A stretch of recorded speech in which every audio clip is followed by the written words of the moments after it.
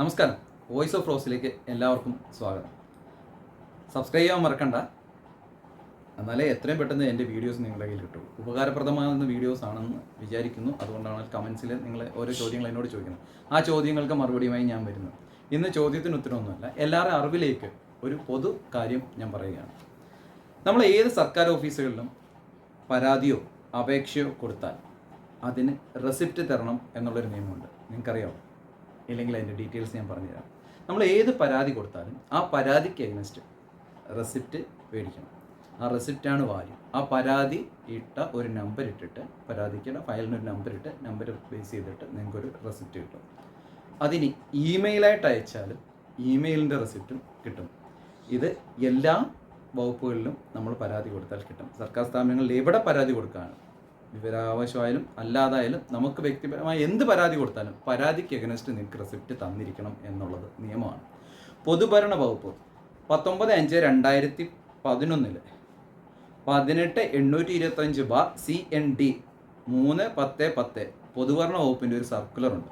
ഈ സർക്കുലർ പ്രകാരം ഏതു സർക്കാർ ഓഫീസുകളിലും പൊതുജനങ്ങൾ കൊടുക്കുന്ന, അല്ലെങ്കിൽ ഓഫീസ് കൊടുക്കുന്ന, അല്ലെങ്കിൽ സ്ഥാപനങ്ങൾ കൊടുക്കുന്ന പരാതിക്ക് റെസിപ്റ്റ് കൊടുക്കണം എന്നതാണ്.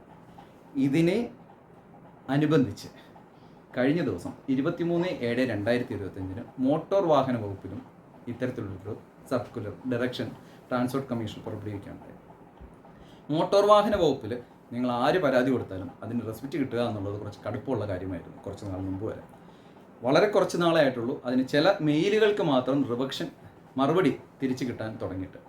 അപ്പം 23/7/2025 C5/689/2025 TC എന്ന ലെറ്റർ പ്രകാരം TC മോട്ടോർ വാഹന വകുപ്പിലെ ട്രാൻസ്പോർട്ട് കമ്മീഷണർ മോട്ടോർ വാഹന വകുപ്പിലെ ഔദ്യോഗിക വിലാസത്തിലേക്ക് വരുന്ന, ഇമെയിലിലേക്ക് വരുന്ന എല്ലാ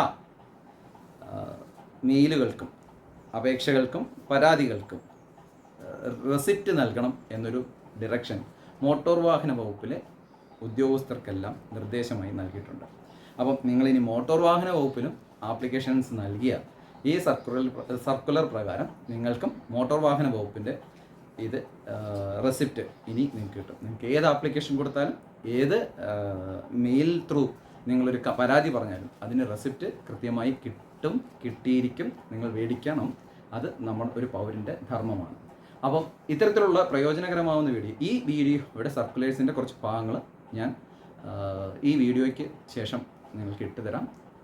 ഇതുപോലുള്ള ഉപകാരപ്രദമായ വീഡിയോയുമായി പിന്നീട് അടുത്ത വീഡിയോയിൽ കാണാം എന്ന് പറയുന്നു. നന്ദി, നമസ്കാരം.